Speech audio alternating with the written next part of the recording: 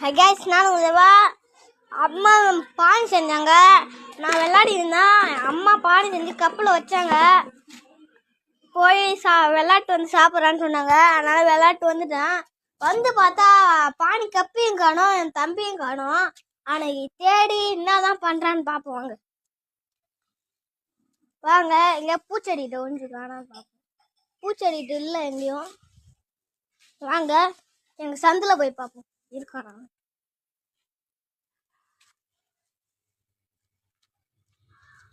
அவன் காலை இங்கதான் இருக்கு பாருங்க. இருக்காங்க முழுங்குறாங்க. போனா அம்மா கிட்ட சொல்றாரா